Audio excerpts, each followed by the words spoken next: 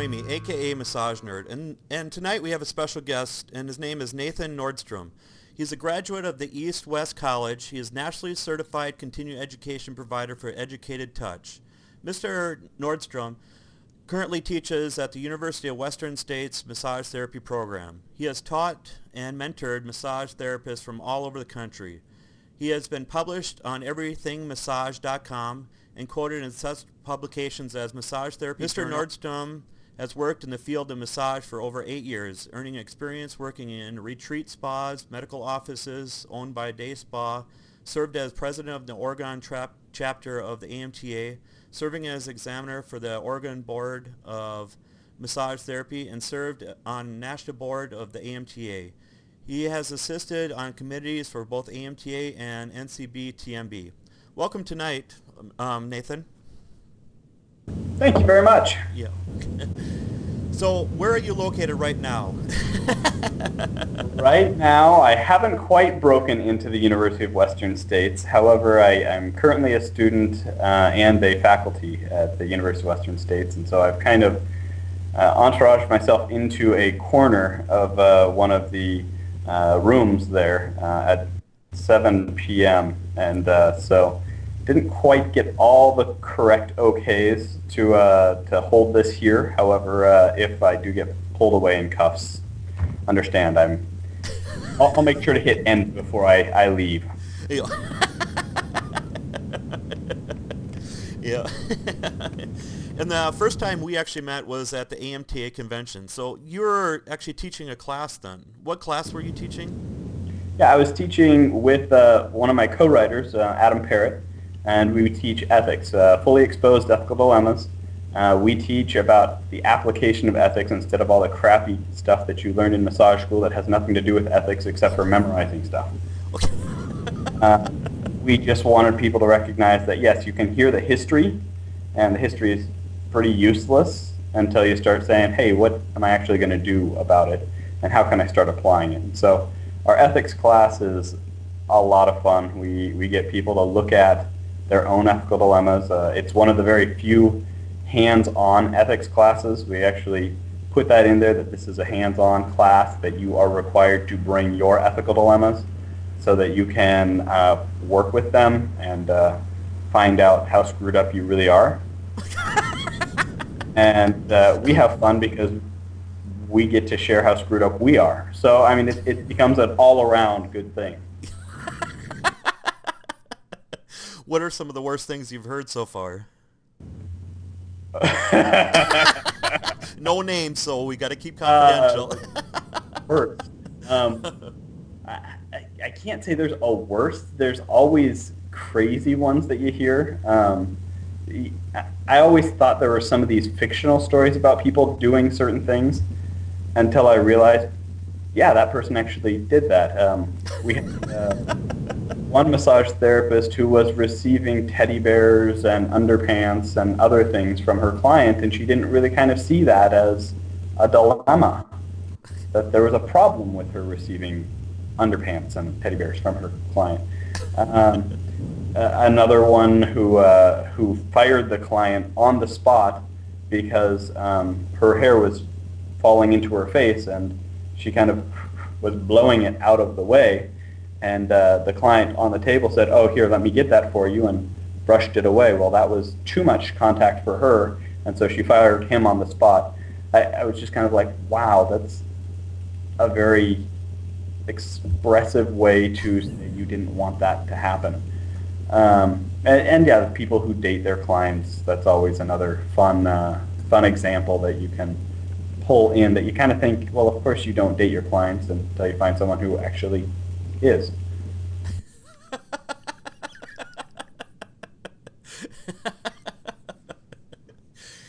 And what about yourself? What kind of things have you done? No names, right? Actually, I used to own a spa in downtown Portland, and we had 17 massage therapists and 2 estheticians, and it was a lot of fun. It was a great little spa. A lot of my examples actually come from that experience of having a massage therapist in a room and she's a sweet young lady, and her client is a male, and he asked for a hand release, and she thinks there's something restricted in his hand, and so she says, "What's wrong with your hand?" And they both kind of register that they don't understand each other, and so she screams and runs out of the room, and goes to the receptionist and says, "Oh, this is what's happening," and and so he runs out because he realized he just absolutely offended this young lady, because he didn't realize that she wasn't a prostitute. And so, so those types of scenarios that I've seen in practice kind of come into the ethics class as well. And kind of another side story that goes along with that is we had this sweet older lady. She'll kill me if she knows that I'm calling her as old as dirt. But she's been around forever. She had a practice 30 plus years. I'm not sure exactly how far along. But when it came up during the next massage therapist meeting, what happened, she said, "Oh, honey, that happens all the time." And so my eyes get really big, and I'm like, "What do you mean it happens all the time?" She says, "Oh, you just need to tell them that you're not a prostitute, that you're a massage therapist." And a lot of times they'll either get embarrassed and not come back, or you can tell them what massage therapy is really for, and you'll make a great client out of them. And I'm like, "How often does this happen?" She goes, "Oh, every couple of months." I'm like, I didn't realize I was building up office that was so focused towards that. And so she's a sweet lady that really opened my eyes to how to communicate that we're massage therapists and not prostitutes. Would you say that's the biggest problem that you hear about is more in the sexual nature, would you say? No. My biggest concern with ethics pretty much fall with a second tier of communication and dual relationships, and when you start looking at transference and countertransference, so how not only how the client looks at you as a therapist, but how you look at the client because they're looking at you. The ones that I see the biggest concern with are the doctor-patient type transference, where the client looks at you as this almighty authority in the medical world when we have a year's education, maybe, in several cases. So I'm more worried about massage therapists with clients who think that they are everything, and then they destroy that view. That's an ethical boundary as well. And then making friends of your clients is a regular thing that a lot of massage therapists do, is just kind of saying, "Hey, you know what? Of course I'm going to go to my client's birthday party. Why wouldn't I? Well, are you their friend or are you their therapist? And are the only time you're friends is when you're being paid to be listening to them?" That's not a really great friendship in a lot of cases. So.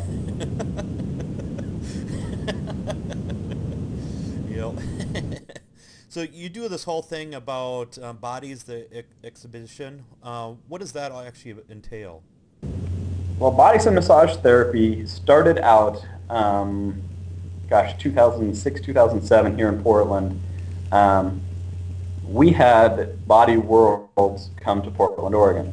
Body Worlds is a display of plastinated bodies that have stopped their decomposition through an artful plastic a process that restricts the breathing of the cell so that it can't decompose anymore. And so I started when they came to Portland, and I thought, you know what, I got to send a lot of massage therapists there and figure out if they actually will like to go through this exhibit. I pretty much had an idea that I knew that they would. I just had to figure out how to make it work. When I sent that first group through and went with them and kind of pointed out different things that I saw that was a little bit different than other massage therapists, they said, "You need to make a class out of this." And I was like, how do I make that into a continuing education class? And So I sat down with the Oregon chapter of the AMTA and said, I want to do this class. It's only going to be here, the display's only going to be here for so long. And do you guys want to put it on for me? And they said yes. And so I wrote up a curriculum that went along with the display. There's usually about 20 to 25 different full body cadavers in the displays. And so we went around, and the curriculum goes along with each of the different displays. Body Worlds is amazing because it's a little bit different than a cadaver lab in that a cadaver lab, you're the one doing the cutting, and if you accidentally cut through something, it's gone. These are professionally prosected, and so the cuts that they made are extremely well done, and so you get a very, very direct view of what's going on. The structure of the body is amazing, and we all know that. But when we look at massage therapists, we say, okay, so we're rubbing the skin, but what is that affecting under the skin? And all of these cadavers have the skin completely off, and you actually get to see the muscles that you're affecting directly. And what have you been to other kind of exhibits too then? Yeah, there's really only about 3 traveling around the country right now. One is Body Worlds. That's the one out of Germany. And that's kind of the grandfather. Gunther was the guy who put the patent on plastination, the process that they go through. Bodies, the exhibition is actually out of the United States. It's a U.S. company out of Ohio, I think. I'd have to look that up. And then they have a second exhibit display concept called Bodies Revealed, and they go around and do several exhibits as well. There's actually 18 different displays traveling around North America. What? Yeah. So I'm never going to be bored. There's always of those 18, only 3 of them are more permanent. So New York constantly has a display open. Las Vegas constantly has a display open, and both of those are with Bodies the Exhibition.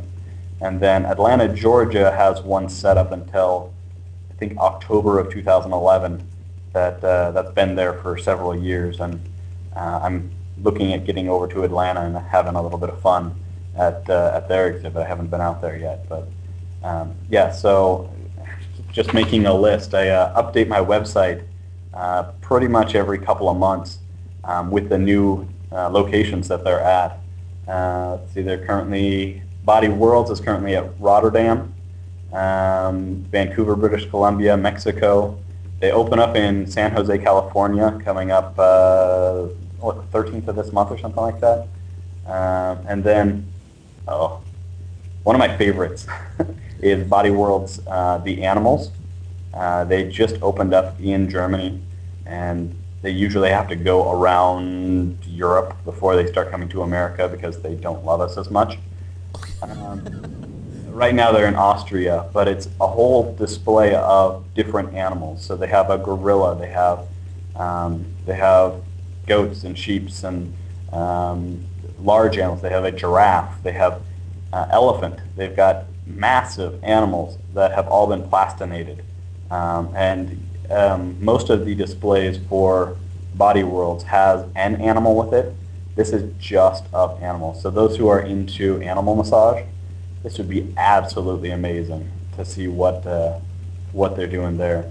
Bodies the Exhibition is in Cleveland, Ohio, Atlanta, Georgia, New York, Las Vegas, St. Louis, Missouri, Brazil, Madison, Wisconsin, Tucson, Oklahoma, and Winnipeg, MB, Manitoba. There we go.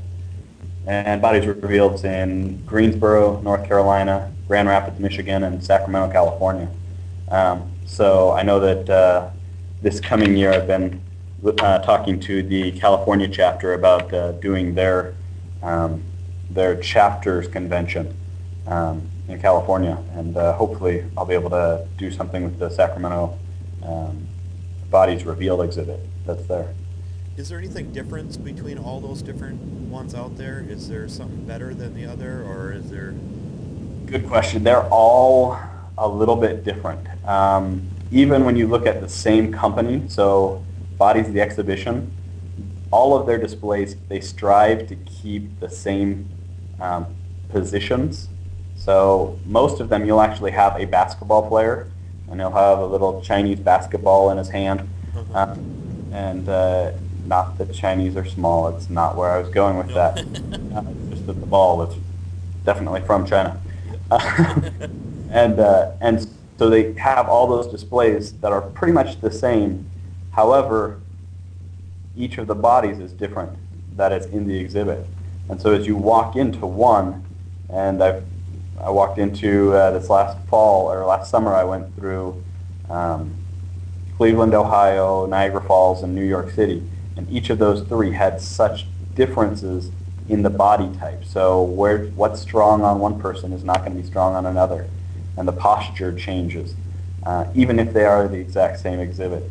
There's actually differences in the all three of the different exhibits, or companies themselves. Body Worlds actually strips away all the fascia that they possibly can.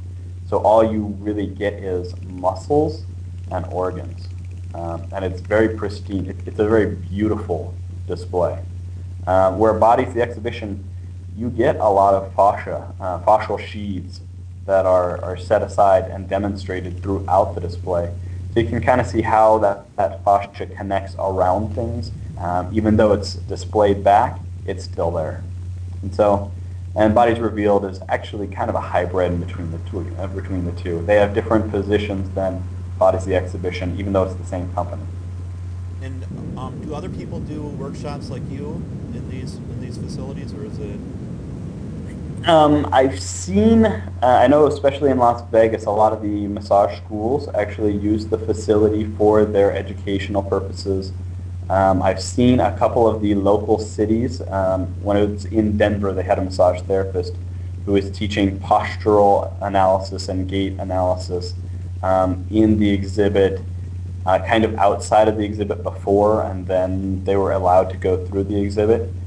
There hasn't been anyone that I've talked to from any of the displays or any of the exhibits or any of the cities that has said that there's a class that goes through the exhibit for massage therapy.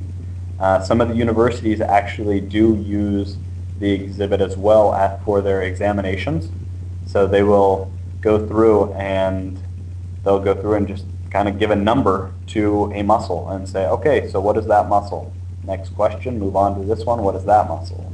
What is this organ? What is this connective tissue or tendon or ligament? Which I think is actually really cool. Great idea. I haven't seen anyone for massage therapy who has followed my lead, so I'm happy with it. So you can teach classes on how to do this then, right? You can kick it up another notch. Actually, for a while, what we did was we took it and I didn't want to go to Salt Lake City. This was 2008, I think. Not because I don't like Salt Lake City. I love Salt Lake City. It's just time-wise, it wasn't working. And so I talked to the Utah chapter and said, hey, if you want me to teach a couple of your volunteers and give them the curriculum, the outline, your chapter can have an event at the Bodies the Exhibition. And so I trained two of the Utah volunteers to go through and be exhibitors. Both of them were educators in the massage therapy field already. But I kind of wrote down the curriculum, got it all laid out and sent to them. And they went through and they just had the class for a whole series of people. And yeah, so I have trained. Educated Touch actually has currently active 3 educators. I'm the only one who does Bodies the Exhibition, although I would love to send people out. I've got someone else going to be trained for Body Worlds and Bodies the Exhibition here probably coming up in the spring so that I don't have to go out and do it as much. And do you know how long it takes to make one of those bodies then? Actually, it depends on the display. They have several different processes to get a general cadaver and do the artistic display that they're usually doing, it's several months. However, one of my favorite sections of all of the different displays is the venous and arterial displays. And so with that, what they do is they have a display of just your arteries and just your veins. They go through and they actually pump a plastic into the arteries of the body, and then they digest the body around the plastic. And so you literally have a plastic cast of your internal arteries. And they have that on display. That one takes longer. That one takes almost a year. But it's definitely a process that they have to go through for chemical alterations to get it all working right. And do people have to sign waivers to be part of the exhibit as a cadavers? And That's a beautiful question. It depends on the exhibit. Body Worlds has kind of cornered that market, that they are the ones who you can donate your body to if you want to donate your body to this research. Just recently there was a set of twins who, I guess several years back, who donated their bodies. And they were identical twins, and so they kind of wanted to see how they were affected individually, and kind of used those two bodies as an idea for identical twins being plastinated and see what actually comes out with that. Those haven't been displayed yet that I know of. But Body Worlds is the only one who uses donated bodies. Bodies the Exhibition and Bodies Revealed is the same company, and they actually buy their bodies from overseas. There's a unique boycott that a lot of people won't go see those exhibits because the people who are being displayed weren't given the opportunity to choose to be displayed. There's a lot. Whenever Bodies the Exhibition goes out to any city, they get a lot of news, both positive and negative publicity, regarding some of the other concerns that maybe these are political prisoners, maybe they are all these other challenges. And that kind of comes down to the ethical dilemmas that they have. I did quite a bit of research before I actually started working with Bodies the Exhibition and Bodies Revealed, because I didn't want to align myself with a company that is having unlegal or inappropriate practices regularly. What I actually found out is that Bodies the Exhibition, they do buy their bodies from China. One of the challenges with China is that they have collection of their bodies. So they're a large country, obviously, and they collect all of their bodies that die in the streets. They give the family the first option to purchase the body so that it can have a grave. If it is not used, if it's not bought by the family, then it's offered to universities for research, as well as for plastination, for cadavers, for cutting up, that kind of stuff, so that the government can actually pay for the process of collecting the bodies. Another side note that I kind of came across several years back is that Body Worlds does actually purchase bodies as well. And there's no guarantee that the bodies that are on display aren't purchased. It's just simply their word. They actually keep a completely independent list of who the body is, so that you don't know where this body came from. They don't want the identity shared of who these different displays are. so that's never ever publicized with any of those companies at all, and so you really never know. And, Right. yeah, so things just get leaked out every now and then. Maybe that's about it. And Yeah, pretty much. Yeah. You strive to hide some of those concepts, but yeah, sometimes it just has to happen.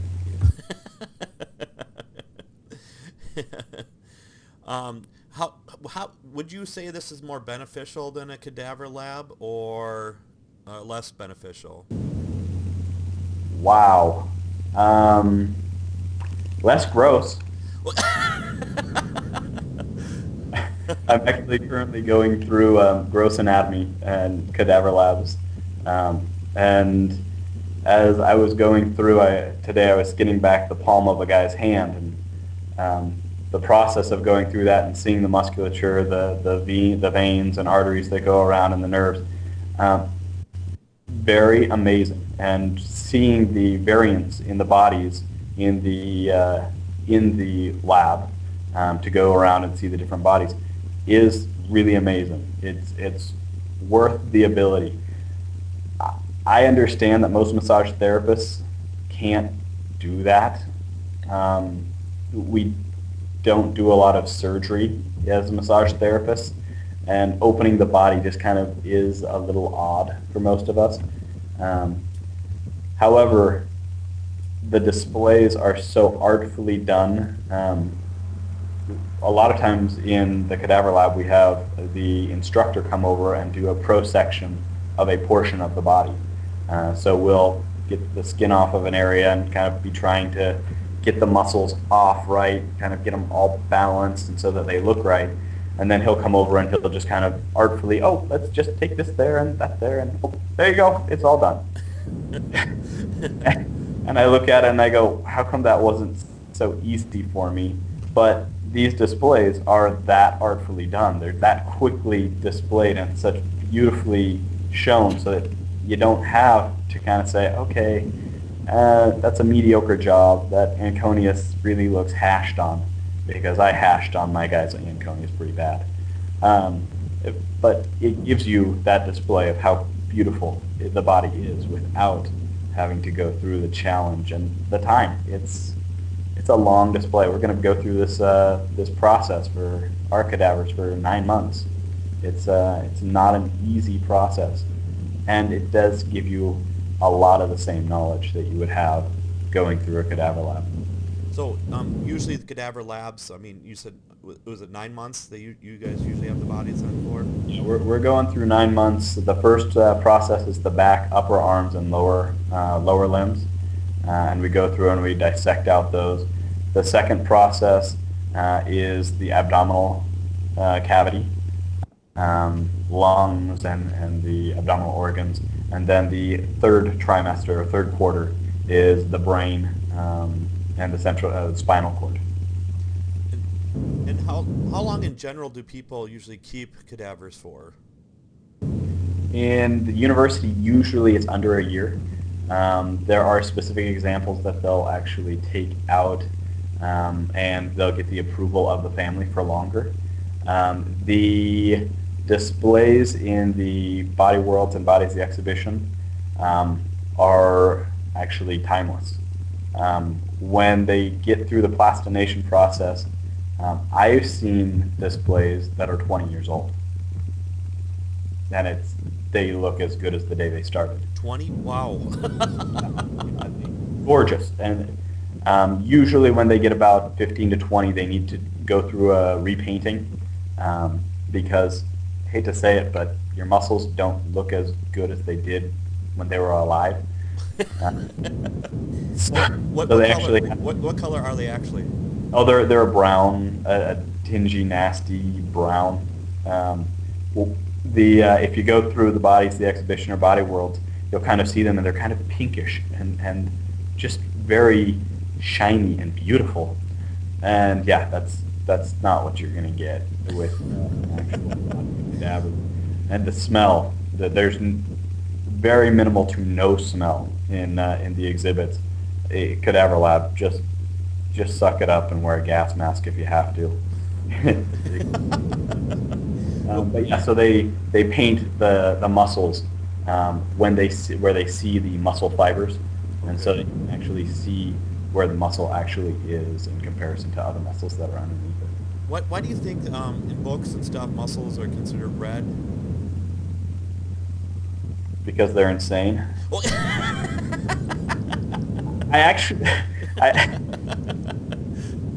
I've done several different ads for this class for the Bodies Worlds and Bodies Exhibition, and one of them that I started to run and then I actually had to quickly discount it was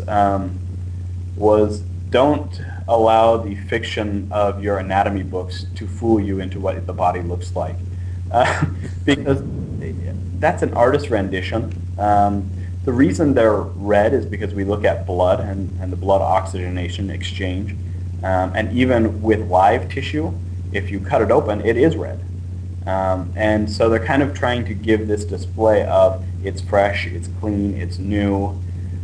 Yeah, it may be in a picture, and when they're painting the classic anatomy book, they're going to paint it as fresh, clean material. It's not fresh, clean material. Are any other organs or anything else that are not really what they seem compared to books? Placement of all the organs. Pretty much every single one. I love when they show the small intestine and large intestine and they say, oh, it's just placed and you go up on this side and then across and then down. Bull.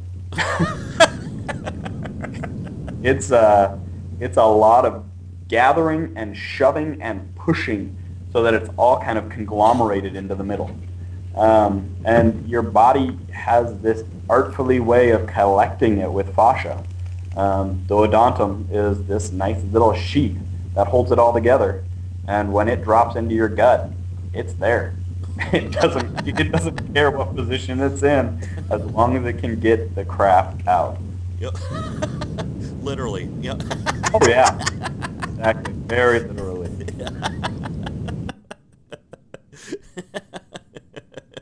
And with cadaver labs, do they still cut them down directly down the center?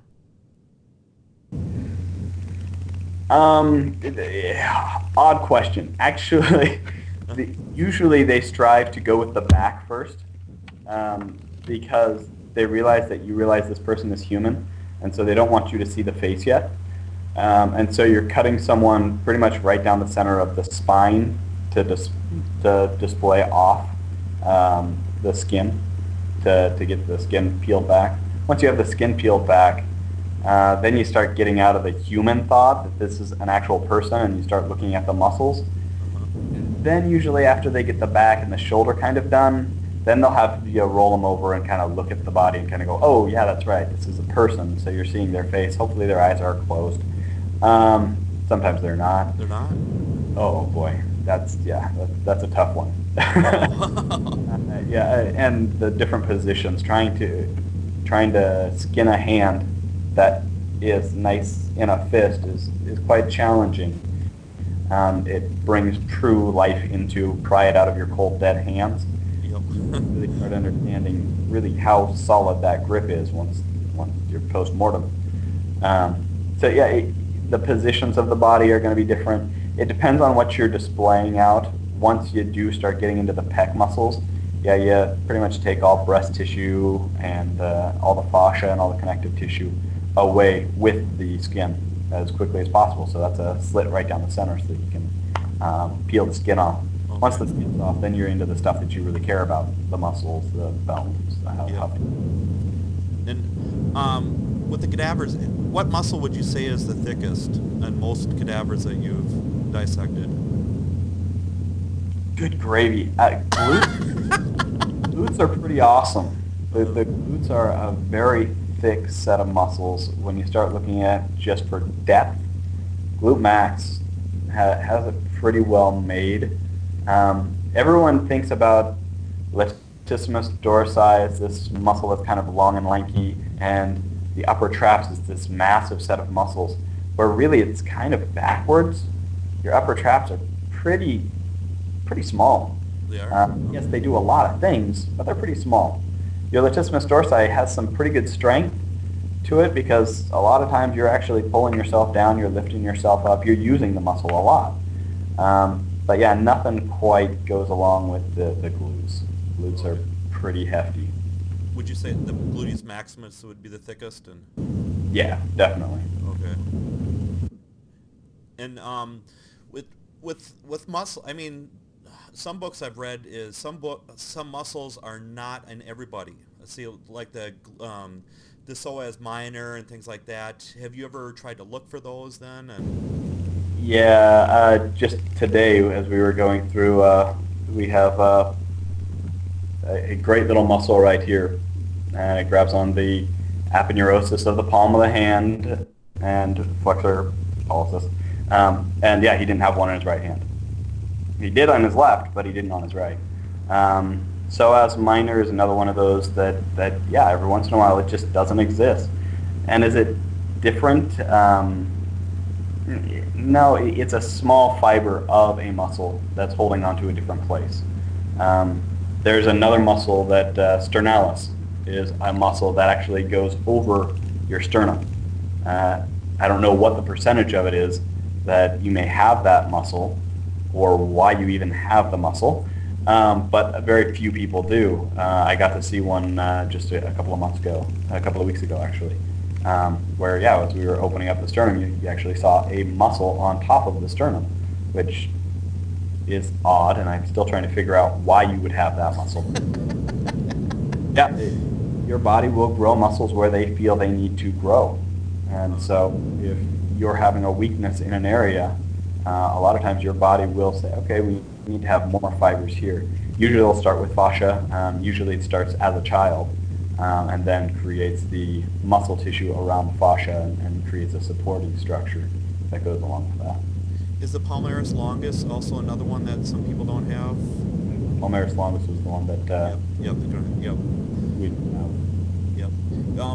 And with the sternalis and the subclavius, I mean, in trigger point books, they even put the trigger points, but again, you don't think they're that, you don't run into that much, right, with those two? And Subclavius is actually there an awful lot. oh, it is? Okay. Oh yeah. It becomes a more hidden muscle, but yeah, for most of the points when they're saying, okay, should you do this? Yeah, I mean, the other muscles that are going to be supporting the area are going to be affected by that spot as well. Okay. And I even read in this one book a while ago, I can't remember what book it is, but there's some books say that there's a fourth trap even. Have you heard of that? Yeah, and when you're looking at the traps, upper traps, mid traps, lower traps, Yep. It's the traps. It's really all one, and so to define out the difference between, you could define it out into 7 sections. The head part, the neck part, the mid upper thoracic part, the mid thoracic part, and the lower thoracic part. Does defining it out into 4 sections change how it works? No, because it still does the same actions. Even if you add a second portion that might go to the lower thoracic, it's still going to do the same thing. It'll just be a stronger muscle with more fibers. Okay. And the psoas major, I mean, especially in massage school, we talk about the psoas major a lot. Is it really that big, would you say, or? I try not to be irreverent when I'm in the exhibits, but every time I am, I'm like, every time I go into the exhibit, I'm always pointing at psoas major and iliacus and saying, look at the size of that hot dog. It's a bratwurst. It's huge. It really does some amazing movement, and it's a solid chunk of meat. It really does. It really is as big as they kind of portray it in massage school. I still kind of go back to that old statistic that massage therapists do what they're comfortable doing, and very few people are comfortable getting into someone's abdomen. Very few massage therapists are comfortable getting into the anterior part of the neck. And so I kind of built my practice on psoas and anterior neck and a lot of those areas where other massage therapists were like, yeah, I don't feel comfortable with that. That's just not going to work for me. And I like it. I've got no problem changing conditions that people couldn't work with. Why do you think that is, though, that so many therapists have issues with abdominal and stuff? Lack of knowledge. I think a huge chunk of massage therapy instructors in massage schools aren't comfortable doing it, and so they don't teach how to be comfortable doing it. It's sad, but it's there. It's definitely a process to educate instructors. I'm glad to see that we have a new alliance of educators for massage therapists that are kind of looking at peeking into that world and kind of getting some knowledge into what makes a quality instructor and who needs, what standards need to be out there. There's several other groups that are looking at what makes a massage therapy instructor a quality instructor. Do you think there'll ever be any kind of regulation for massage instructors? I can dream. I've been talking to some people who are actually trying to put together a curriculum so that schools can say, you know what, here's a curriculum, here's an availability, here's a process to get good quality instructors put together. I don't know if that's going to happen quick or if it's going to be slow, but yeah, I would love to see that. And if anyone out there is working on that, let me know, see if I can help. It's a long process, I know, but the more steps we can take, the closer it'll get. And then I also heard that you're going back to school to be a chiropractor? Yeah, I just started in October, beginning of October. And I've got 3 years, and then I'll be a chiropractor. I looked at why I'm becoming a chiropractor, and I don't want to give up my massage practice. I'm like, so that's really stupid. And is it just that I'm chasing letters after my name, or do I actually care? And I truly feel the profession of massage therapy needs more higher education presenters to kind of push out the concept of what is a quality massage therapist. I've been hired by good and bad chiropractors, and I want to be one of those good chiropractors that kind of can present good educational opportunities for massage therapists. It's going to really push a lot of my continuing education that I teach as well. Okay.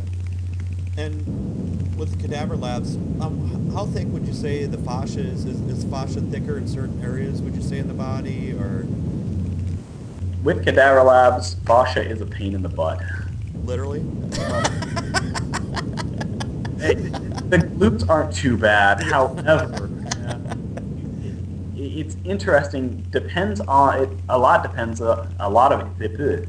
Wow, my tongue just woke up. A lot of it depends on how much adipose tissue, how much fat tissue there is there. The connective tissue, the fascia that is there, it's a spider's web throughout the entire body. As I was going in the back and we were pulling off the smaller muscles and the larger muscles, you really just have to start playing with it. And yeah, the aponeurosis of the lumbar spine down in the lower back, it is a nasty sheet of straight connective tissue. Luckily, it starts matting down pretty well, and so you can like connect it as one and kind of pull it away.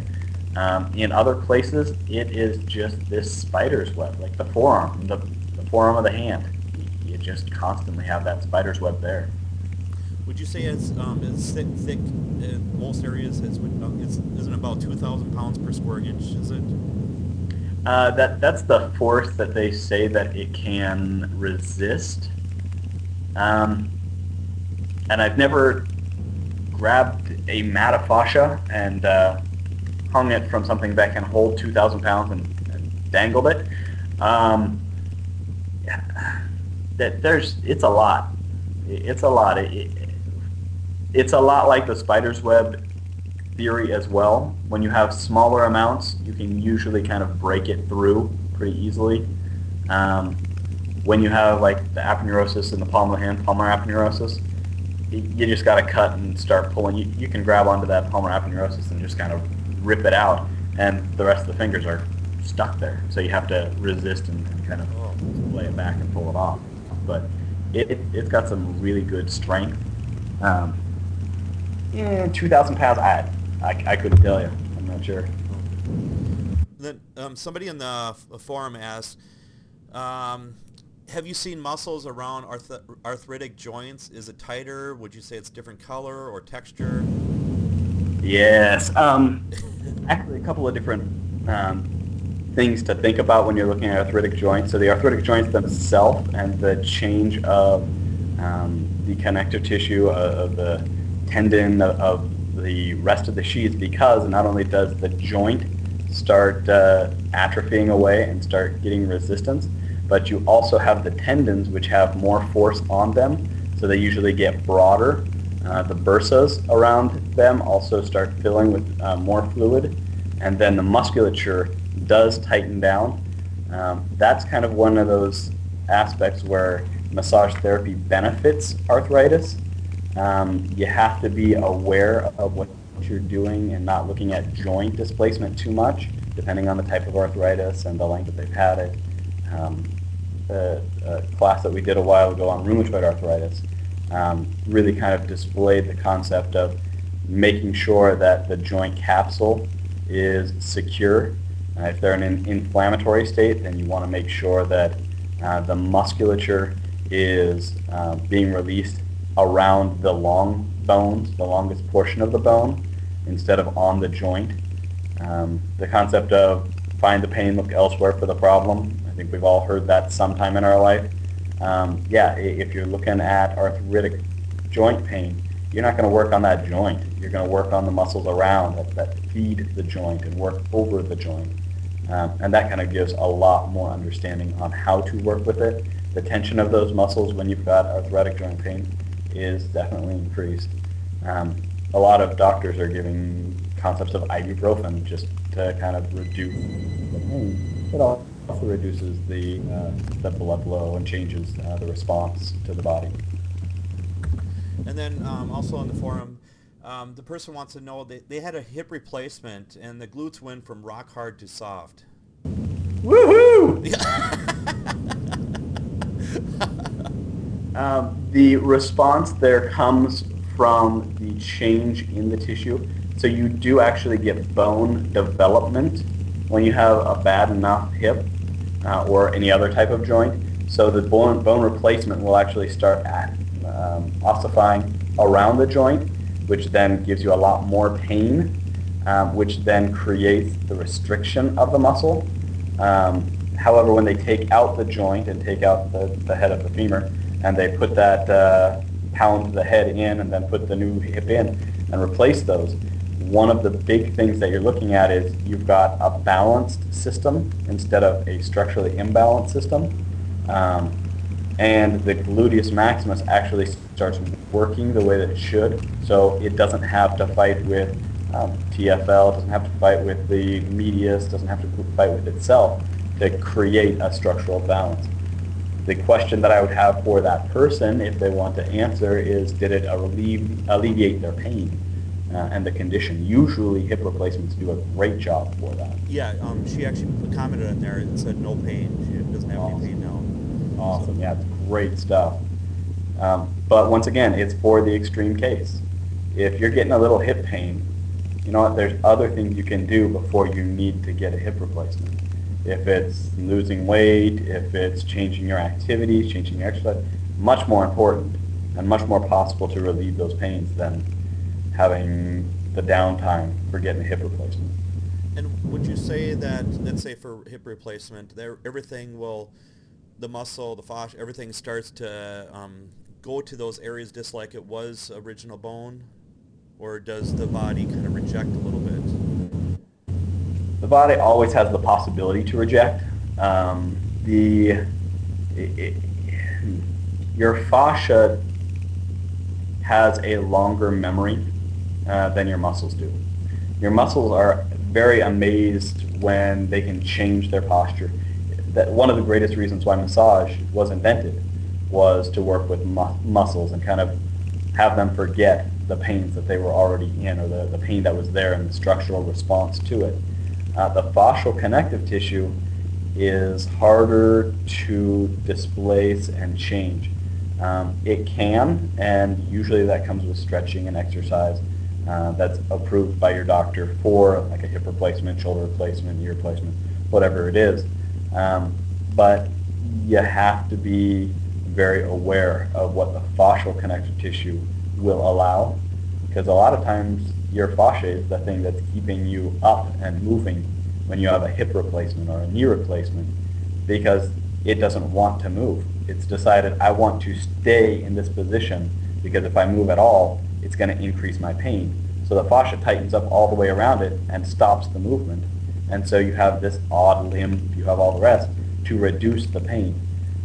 You go in, you get that changed, that fascia still needs to not only change, but has to change over scar tissue from cutting into it. And so you have the healing of the scar tissue, you then have the stretching of the fascia and the new position. A lot of physical therapy after comes simply from getting that range of motion back from the fascia. Not really for the muscles, from the fascia.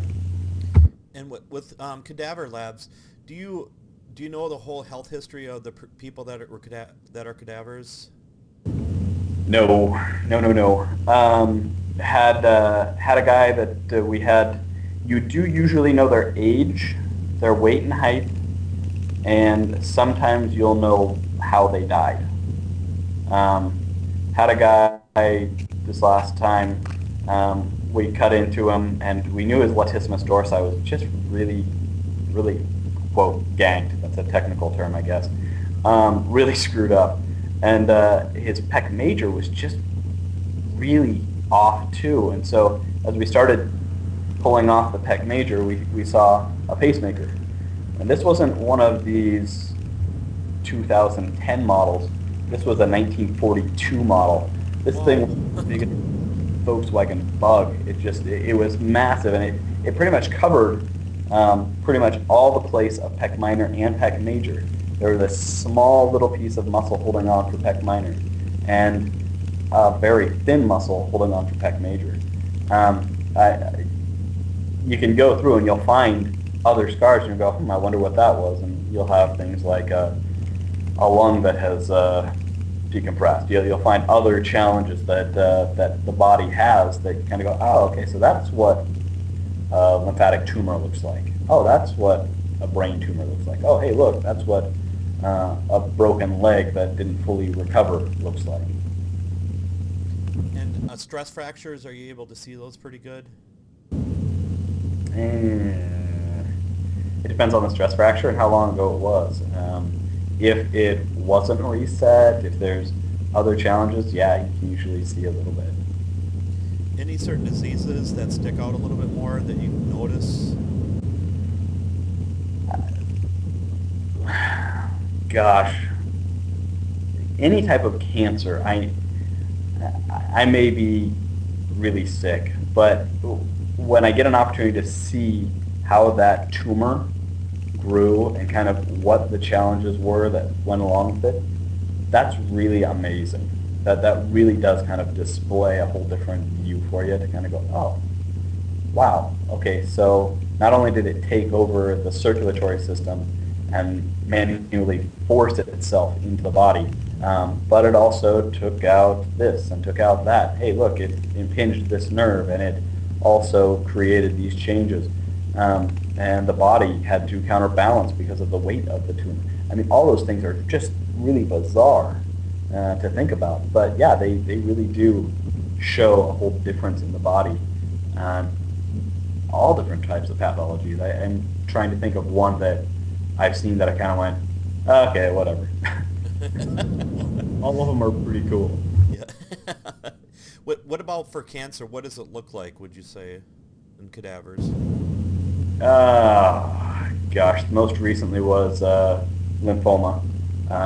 And you think of jelly beans, except for bigger, nastier, grosser, but about that same color, with a little bit of odd display around it. And so your lymph nodes actually just become this big, huge nodule. And so we were finding them about dime size, quarter size, in this man's chest and under his arm as it was going all the way down. Not quite sure why, but it was only one part of the limbic system, so we couldn't tell if there was a different process going for the other arm or what the challenge was there. But yeah, one side he just had massive lymph nodes that were definitely tumorous. And have you seen many different kinds and colors of like gallstones and kidney stones and stuff? And I try and avoid kidney stones. Greens and yellows are the ones that I have seen. I think I saw a black one that I was just kind of, I don't want to know how that grew. But yeah, most of them are kind of a see-through evil. You look at it and you go, that really killed somebody. That's brutal process. And what about the sciatic nerve? How big is that? About the size of a pencil, a little bit bigger. So it goes right on down, right through the piriformis. And you were talking about abnormalities before, and you said, okay, so some sciatic nerves go under, some sciatic nerves go through, and some sciatic nerves go over. Yeah, the variety is definitely out there. Most of them are under, but it can be that it goes right on through, and they have a hiatus right there. I once heard John Barnes, the myofascial release guy. He stated that we're all fascia, we're all connective tissue, and then we just kind of grow muscles in it. And interesting thought, interesting theory. Yeah. But when I looked at the deep six rotators and the piriformis is just another one. And so really, if you start looking at the fascial connection, they all just kind of blend together. And they kind of support each other in their action. And then as they start moving, you can start seeing, okay, so this portion does something different. No different than the traps. When we said the upper traps, mid traps, lower traps, they considered all one muscle. They just didn't have a fascial hiatus in between them. And so it's considered one muscle because that fascial connective tissue didn't create a sheet in between the pieces of it. Deep six rotators and piriformis, they have fascial sheets between them. Does that just mean there's more fascia down there? Yeah, I guess so. They all kind of support each other. So where the sciatic nerve comes out, if it's above one or below another, it's going to be the same. It's going to be supporting. Does it create other problems? Sure, why not? And what about scar tissue? What does that kind of look like or feel like? Does it feel anything different? I actually pretty much destroyed a full razor blade on a scar tissue, on just one scar. What? Oh yeah, it was.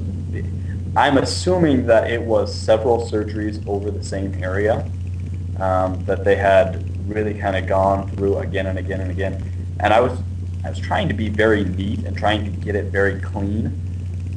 That stuff is tough, and it is possible that you can get ossification, so you can get bone tissue gathering there, or cartilaginous tissue as well, if it feels like it's weakened. And that thing must have been weakened for a long time, because I was sitting there trying to get the blade through and it just was not coming. It was also deeply connected to the rib.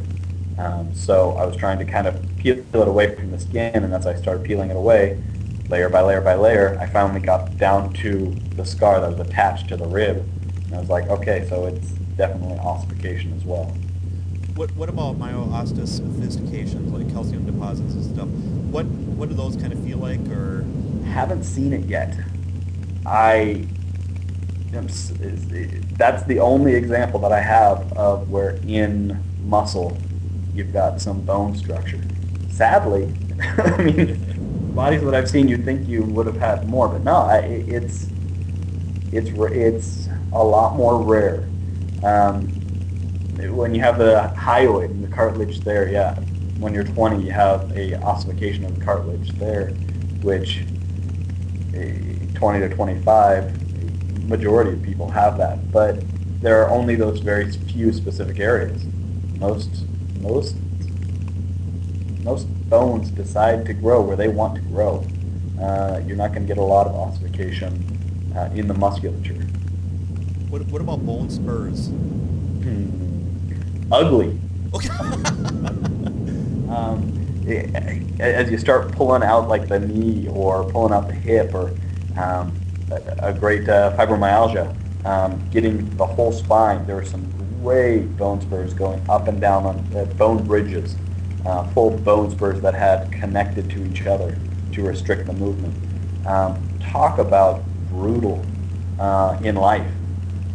It's taking two swords and jabbing them back and forth at each other. Oh. But yeah, they're gorgeously disgusting because they are so artistically put together. Your body knows what it wants to do. It wants to stop the movement at that joint, and so it's starting to create a bone bridge. And once it's complete, you hope you don't break it. And can you actually tell if somebody's had a lot of sprains, like in their ankle or something, or? Not really. You can usually see greater fascial connection, but even with that, you don't know if it's been a lot of sprains, if they have done a lot of work on their feet, if they've done a lot of work on their legs. That's more restricted. The soft tissue growth and development, it's harder. And have you ever found any abnormal things in the body that are not supposed to be there, like bullets or anything else? Or Thank goodness, no. no. We had a guy a while ago who hung himself, and that was his end to life. And dissecting out the neck was very difficult because the connective tissue had all kind of gathered up.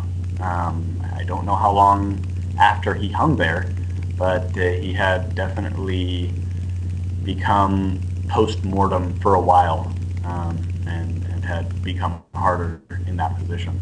So it gets tough in certain cases.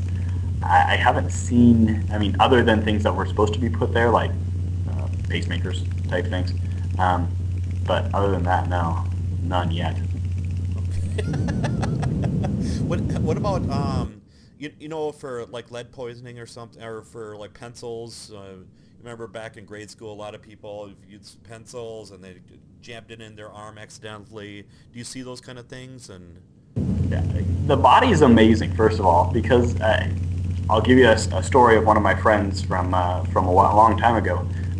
When he was a teenager, he got in a car accident, and this was before seatbelts were a real big important thing.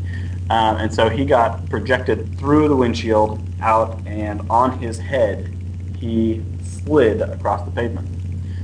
He went to the hospital. They kind of figured everything else, stitched everything up, and he had no brain damage, no major problems. He was a normal guy for the rest of his life, and every once in a while he'd come up and start scratching his head, and then he'd kind of find something and he'd kind of work at it for a little bit, and then he'd pull a piece of gravel out of his head and throw it away. oh. Yeah, kind of gross. Your body does that. Even if you have like a lead in your arm, luckily lead poisoning doesn't kill every elementary schooler who shoves himself with a pencil. But it does end up working itself out regularly. Usually pus pockets are a wonderful tool that your body uses to get rid of it. But I'm trying to think of any foreign objects that have been inputted into the body, but no, I can't think of any right now. And one of my past clients, his face went through a windshield once, and he said every now and then that when he would be shaving, a piece of glass would pop up. So luckily, he told us that when we first did the health form, So we had to stay away from his face at all times then, so just to be safe. So. I love intake interviews. Yeah. They so much. Yeah, I had one client on my table, and he was a machine worker, and so he had a big old piece of steel, and he dropped it on his foot, shattering all the bones in his foot. Three of the bones in his foot, pretty much down to paste. And yeah, so he went through much therapy. They really couldn't recast anything. They couldn't reset anything because there was no real solid bones left. So he, through about a year's worth of recovery, he finally started coming in and started seeing me. And I started seeing stuff on the top of his foot. So I said, okay, we'll go find out what it is. So he went to the doctor and they checked it out. And they said, oh, it's just bone fragments. His foot started expelling the bone fragments that were stuck in the middle of his foot. I was like, that is sick and gross, and hey, can I have one?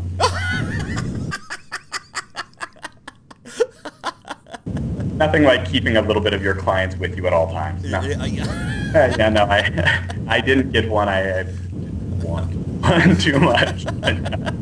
Yeah, he's walking and back to machining. So. Wow. And this person I know, she works in a mortuary, and when the person just freshly dies, she actually has to massage the fluid out of them. Have you ever heard of that before? Yes, and how wrong is that job? Yeah. Yeah, and it's all part of that process that we like to call postmortem. I had a couple of friends who used to be the night collectors at the morgue, and so they actually lived above the morgue itself, and they would get a phone call at 3 in the morning and say, come pick up this dead body. And so they would go pick up the body and deliver it to the morgue. And I said, well, what did you guys do with it? And they said, we just dumped it in the fridge. They would deal with it later.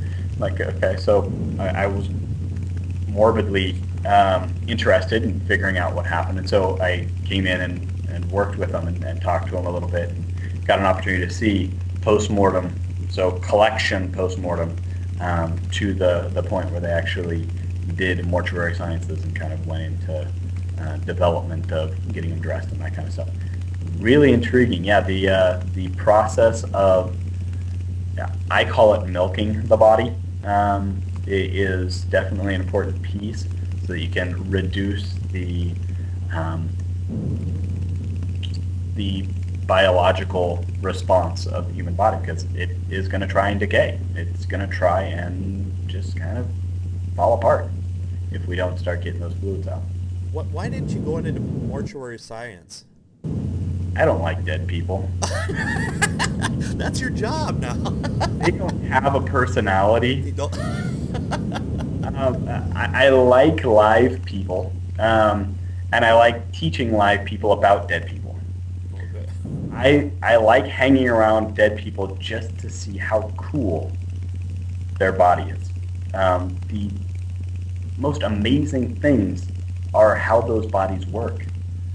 And if I can open someone's eyes and have them go, that is really cool, that's my excitement. Not that I saw something that was really bizarre in this body. It's seeing someone go, awesome, that's what that looks like? Yeah, and that's what we've been touching for the last 10 years. How come you've responded this way and haven't gone in? I love teaching, especially, you already talked about the psoas. If you can open someone's eyes to what the psoas is and how big that muscle is and how that creates lower back pain, people really start changing their views of how they're going to touch people, how they're going to work with that tissue. And then somebody asked, can you tell how flexible a person is by looking at the ligaments and tendons?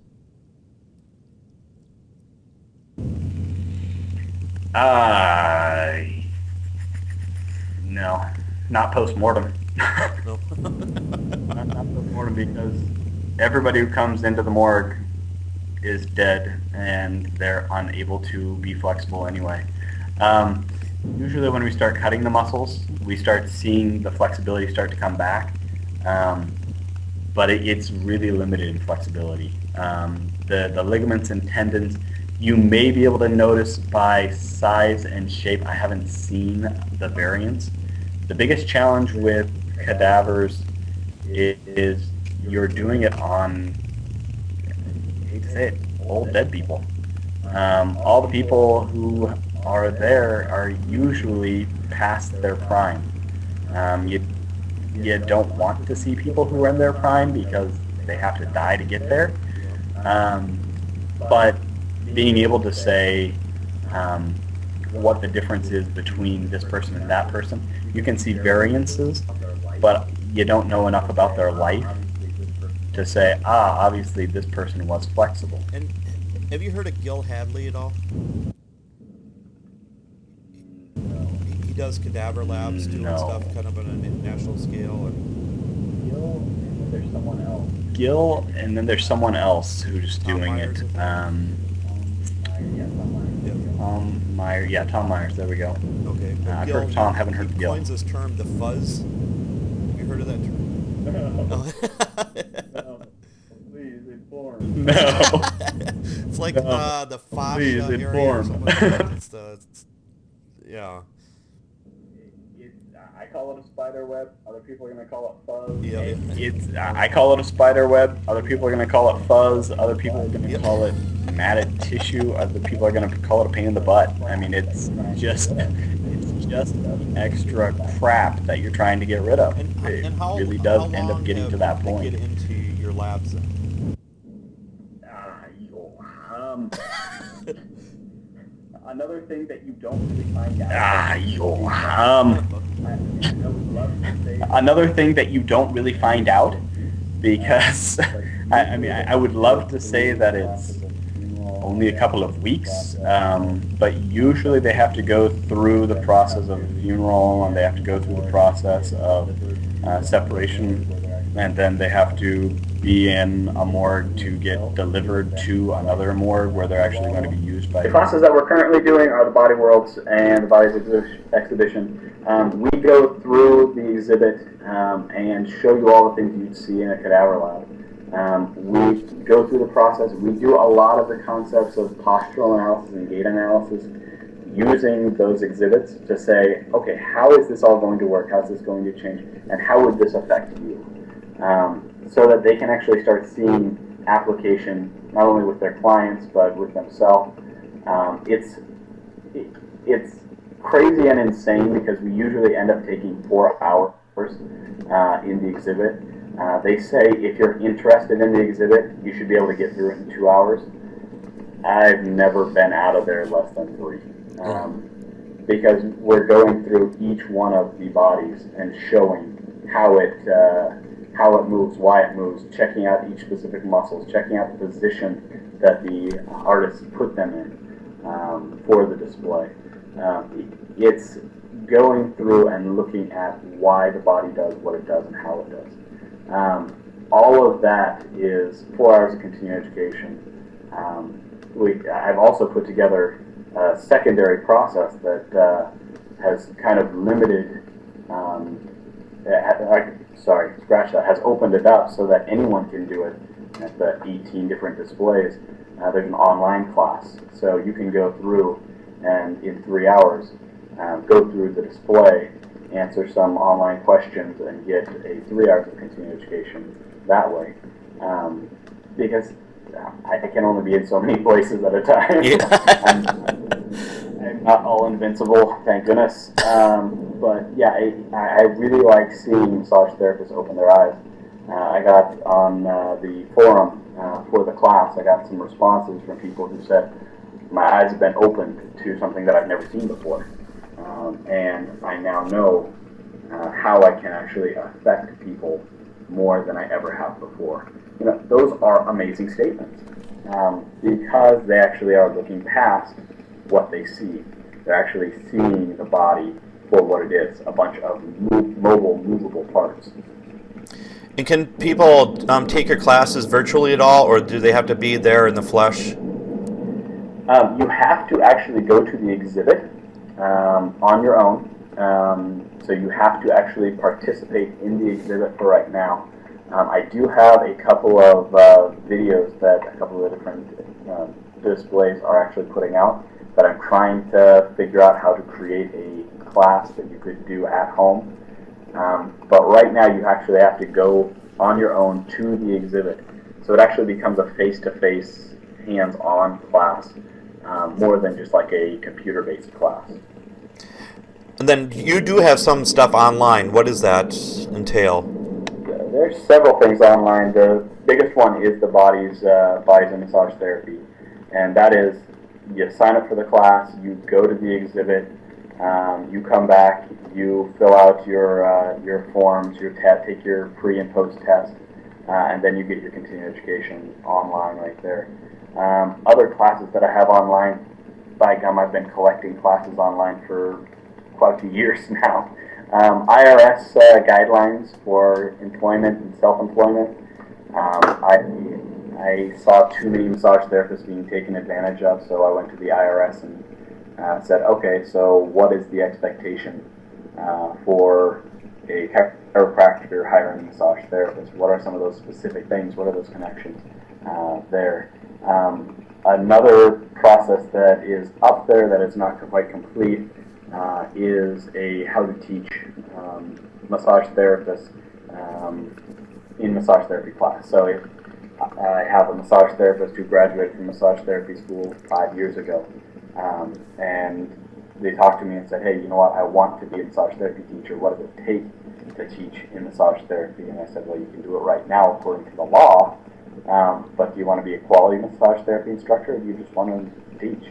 And they said, I want to be a quality massage therapy instructor. And so I said, okay, so I'm going to put together a process so that you can actually start looking at the skills that you have, the communication styles, the basic understanding, creating a rubric for testing, creating a basic understanding of how to manage a classroom.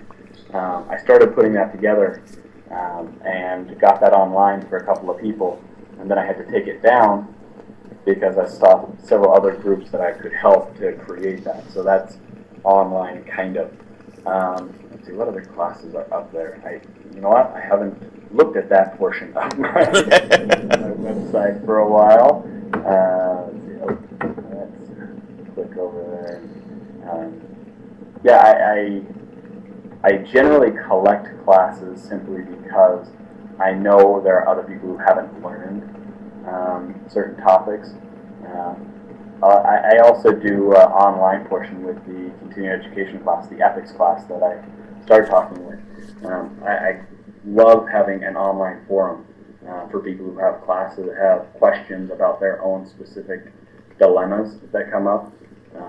Those are regularly interesting to see, and people don't realize that they're in an ethical dilemma until they can step out of it and see where other things are going.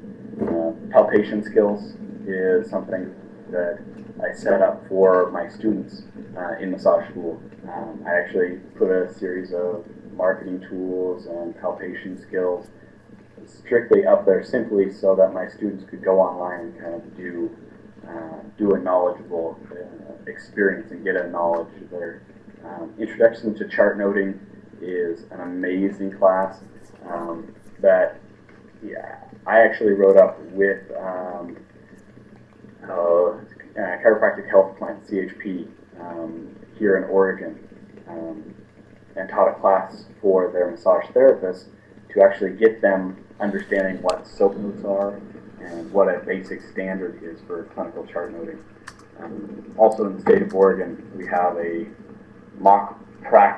practical exam, which is one of the few states that have a hands-on exam, and it's brutal, really. It's not easy. And so I had a lot of people who were coming in from out of state saying, hey, I want to get licensed in Oregon, however, I just don't know what to expect for this practical exam. I actually, at one time, was an examiner for the Oregon Board, and so I kind of went back and kind of created a mock practical preparation class to prepare students who are graduating from massage school as well as people who are coming to Oregon. so that if they want to practice in Oregon and take that practical exam, they kind of have an idea of what to expect and kind of how the structure of the exam, the communication process. It's a little side geek out venture for me. I strive not to get into politics as much as I used to at one point in my career. Yeah. I will actually be getting back into politics eventually, but definitely it's something that I think is needed from massage therapists to understand how to know what's going on. Yep. And so you don't actually work for the Bodies exhibit at all, or you're just kind I'm completely independent. Okay. I work for Educated Touch, which is my company, and Educated Touch is the one who contracts with the different exhibits, Body Worlds and Bodies Exhibition, Bodies Revealed, to get the right number of tickets and let them know what our expectation is. I've gotten some really fun opportunities with them. When we have a large group, a lot of the different displays will let us come in half hour to an hour early, so that we can be the only ones in the exhibit and we can just really geek out. I tell all the students that it's a free geek out place. It's allowed. Students come and geek out with you. Because if I'm geeking out, it's really kind of odd. And when we've got a full house of 300 to 400 other people who are coming through the display, and we have 20 or 25 massage therapists who are all huddling around this geek who's pointing at different things, it really gets odd, and I start getting a little self-conscious. So you don't practice anymore as a massage therapist, or you still do, or? I do. Okay. I do. I love my practice. I told, actually, when I signed up for the chiropractic college, they said, okay, so it's 32 credits per term, and I said, holy yeah, when am I going to practice? And they said, you're not. I said, the hell I'm not. And so currently I'm Saturdays and Thursday evenings in my office. So I can't stop touching people. It's my passion. Massage is definitely the thing that really gets my mind thinking. It gets me focused again. It's my form of prayer in several ways. And do you want, for chiropractic, do you want to specialize in anything at all, you think? Or you haven't thought that far yet? Soft tissue is probably going to be where I focus, just because of being a massage therapist. I currently work with a chiropractor who uses the activator technique or soft joint adjustments, and that makes sense as long as you're applying muscular techniques and relieving the muscular strain, that you won't have to take a person's head and turn it around 3 times to actually get it to improve. So if you can get soft joint adjustments, that's kind of, I think, the biggest focus in my mind, the thing that makes the most sense. Okay, the big question of the night, when you become a chiropractor, will you hire massage therapists? No. No, definitely. The chiropractor I work with has been telling me, okay, I want you to work here, and I want you to take over the practice someday. And I thought, okay, well, I'd love to do that. I'm not quite sure what's going to happen with that, but I have already been dreaming about what my dream office would look like, and it's 2 massage therapists per chiropractor, not including chiropractic assistants and not including how many chiropractors I have in the office. But I really do think that an office needs to have unified education, and so that's something that I see as a training tool for the massage therapist, is educate them on the focus of what the expectation is for a massage therapist working in a clinical setting. I've taught that for years in success in a hospital and clinical setting, how to work with different people who are in hospitals, how to work with people who are in severe pain, how to change their their basic necessities. And so using that as part of the benefit of working in the office is something that I've kind of dreamt about, and yeah, definitely have many massage therapists. Many massage therapists around. And what somebody asked, what do you think of the activators that they use, the little guns and stuff they use for chiropractic adjustments? I think the activator is an amazing tool. I think the user of the activator can suck.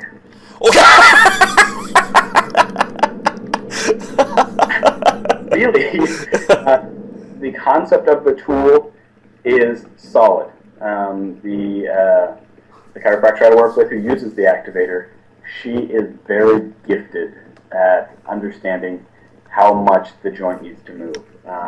And she uses a lot of soft tissue manipulation before she does the joint manipulation.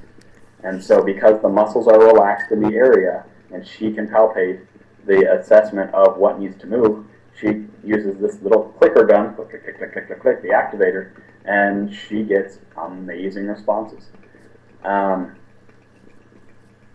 The majority of chiropractors out there who say, oh yes, I also do activator, have no clue what in the heck they're touching and how it's actually pushing on there. So yeah, the appropriately trained and with enough experience, it's awesome. But you got to be that right doctor who knows what they're doing. Okay. And then somebody made the comment in the forum of massage therapists will be a fantastic chiropractor, but people will still want their massages. Amen. Yeah. My clients have regularly said, Nathan, will I still be able to get a massage from you? And I kind of went, don't know. Probably not. But I will definitely hire massage therapists who do massage like I do, who have the focus and the attention to specific treatments and conditions that I do. And if they don't, then that's where I'm going to be training for continuing education. So, yes, I can 100% agree that chiropractic will never take the place of massage therapy, ever. But it can be a good assisting tool, and massage therapy can be a great assisting tool for chiropractic. Okay. So. And what is your favorite exhibit at these places? My favorite exhibit, I guess, every time, sorry, now I'm stumbling over my words because I don't quite know. My favorite exhibit, I think, is one that I haven't seen yet, and that's the animals that is in Austria currently. I am excited to see that one simply because I love the concept. I love the theory. I love seeing how animals differ. There's in all of the displays, they usually have a arterial chicken or a vascular lamb, or they use one animal and they kind of show you the arteries and veins of it. It's amazing. You start seeing a lot of things that aren't going to be displayed obviously on humans, but it's a new adventure for me. That's kind of my next peak. I don't think I'll be able to go to Austria in the next year. But hopefully when they come to the States, I'll be able to hit up a class in that direction. Also, Vital, the actually exhibit that's starting on the 13th in San Jose, California, I think. Yes, San Jose. It's the new Body Worlds Vital display, and I'm giddy to see that one. Going through the,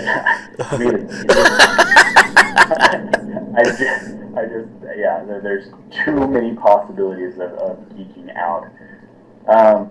Also, as I said, the different displays, the different companies display their bodies so differently that I can't say I love one more than I love the other. I do have, I guess, a favorite display, which was there's a swimmer. It's in Body World. I think it was in Body Worlds 2, and they took a lady who was swimming and doing, I guess, the crawl. I'm not sure what stroke it was, but they had cut her straight down the center. And so she was swimming both directions. And so you saw the inside of her body, and you got to see how all the organs work as she was swimming two different directions. And then as you walked around, you actually got to see all the muscles and all the musculature going all the way out to the tips of her hands. Amazing. Just gorgeous. But that was one that kind of really affected me when I saw it. So you're never allowed to touch these either and stuff? Sadly, no. No, I advertised a hands-on class with the Bodies the Exhibition once. And yeah, I had to put a disclaimer that you went to the Bodies the Exhibition, and then after we went to another room and we did hands-on treatment of conditions that were kind of related to what we saw in the exhibit. And they were so excited because they got to touch the display. They didn't get to touch the display. No, you don't get to fondle the artwork. Okay. Are they allowed to take pictures at all? Nope. Nope. Nope. You can buy their pictures at the end. Yeah, they're really strict. All three of them are very stringent on leave your cell phone here because it has a camera attached to it, and put your video camera here, and you can go in and enjoy and buy our pictures at the end. Why do you think that is? They're just trying to protect the copyrights and everything, or do you think it will actually wreck with the flash and stuff? Or it's so not going to wreck the process. There's copyright processes to it. That's one of the things. Second thing is some states actually say that it is illegal to take pictures of dead bodies in public settings, and so they've got different laws according to different states, as well as different countries. So it can be illegal in some places to do that. In other places, it's legal, but it's frowned upon. Just like we can't take pictures in the cadaver lab because it's usually considered frowned upon because that person still has a connection to this world, and where that picture might get to is probably not the most appropriate since your iPhone is usually attached to the internet at any time. Yep. So, but what about do people have to get special permission whenever they do video and things like that? Actual classes of cadaver labs and stuff, and is there probably a whole legal process with that, or? It depends. Usually, if it's a state that allows it, then it's just simply working with them through copyright concept. I think I talked to you about the next time I go to Las Vegas, I'd like to sit down and kind of see if we can put something together so there's a video process connected to it. Yeah. But that's, once again, going to the Bodies the Exhibition and saying, Bodies the Exhibition, and letting them know, hey, this is our expectation, this is what we're planning on doing, this is where we're at. Can we have the rights to video record these bodies or these portions of these bodies? Yeah, definitely. I'd love to do that. Because you're a geek. Yeah, yes. I learned from you. Never mind, you're a nerd, I'm a geek. Yeah, yeah. What's cooler, though, a nerd or a geek? A nerd. Yeah. Good answer. I will resign myself. Yeah. And do you see, what do you see with these exhibits, how they're going to evolve? I mean, you said with the animals, but do you see them getting anything different at all, or do you vision anything, or have you heard anything through the grapevine? Or the biggest change most recently is the number.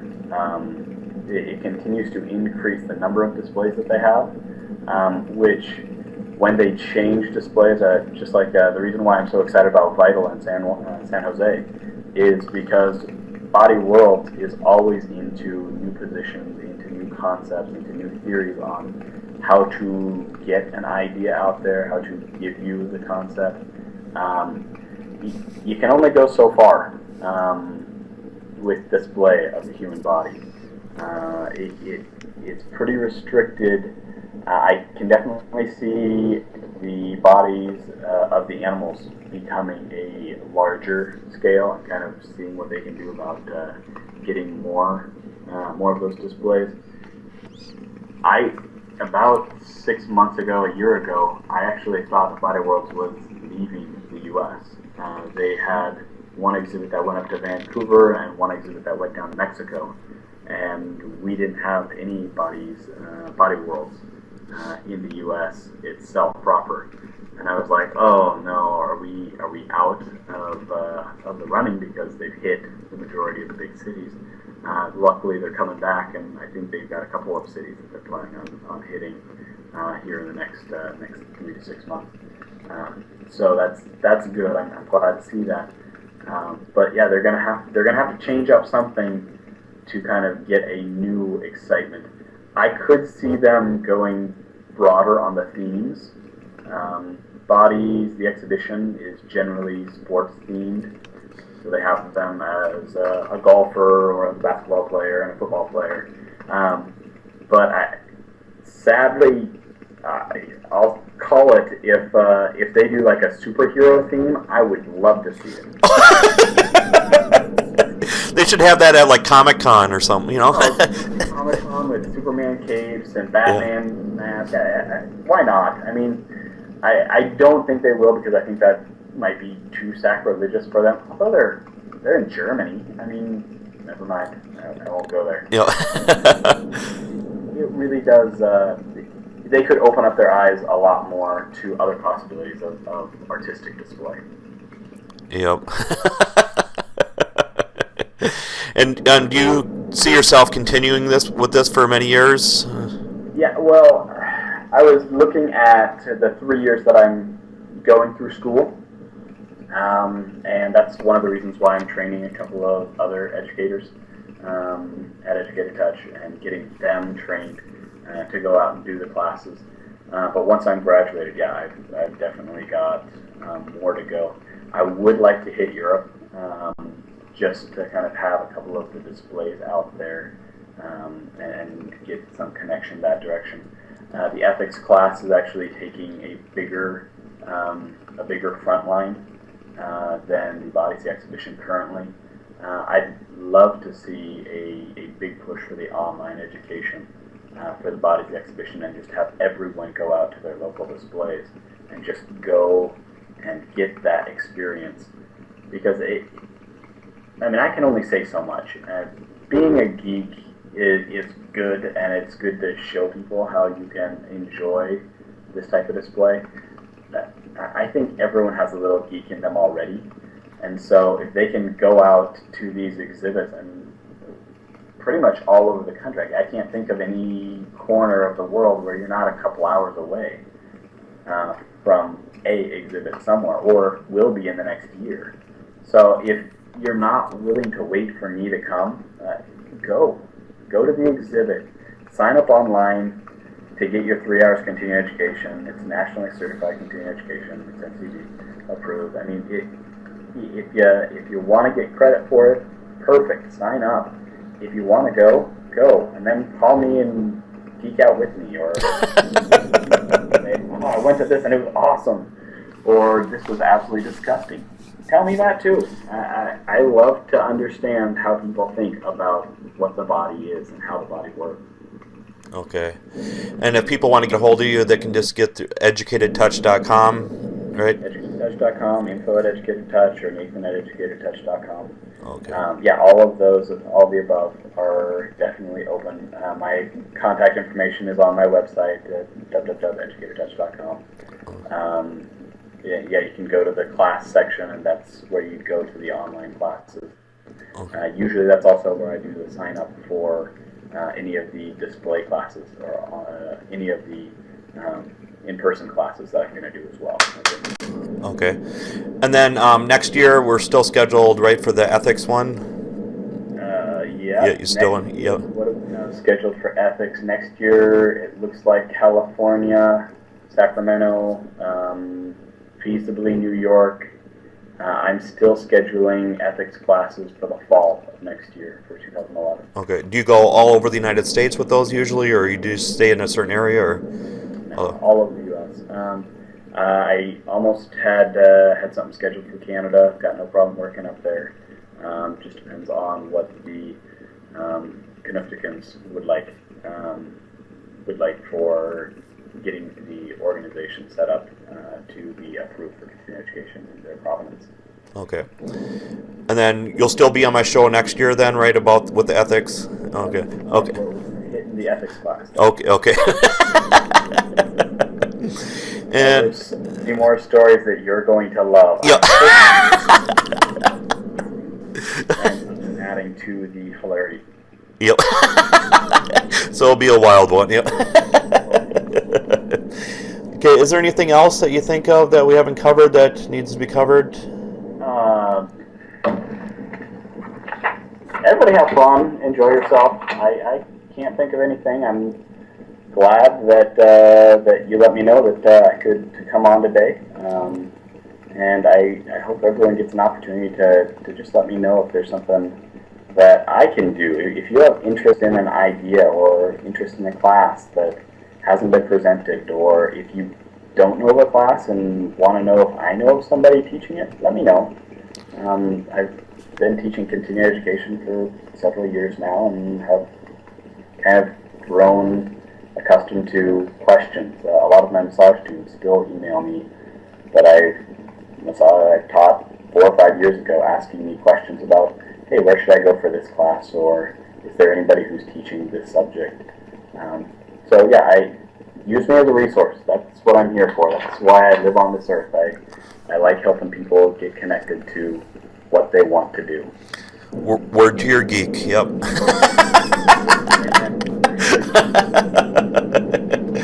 Okay, well, it's been a pleasure tonight, Nathan, and again, people get in touch with educatedtouch.com, and you can get more information on the whole ethics and everything else that you have to offer, and wealth of knowledge. But just make sure that while you're going through chiropractic college that you're still accessible, okay? You know, every time I start studying and my phone tweets, I still check it to send a message to whoever needs to. So definitely, Ryan. Thank you so much. Okay, thank you. Been a pleasure. Thanks, everybody. Good night. Thanks. Have a great night. Bye-bye. Thanks.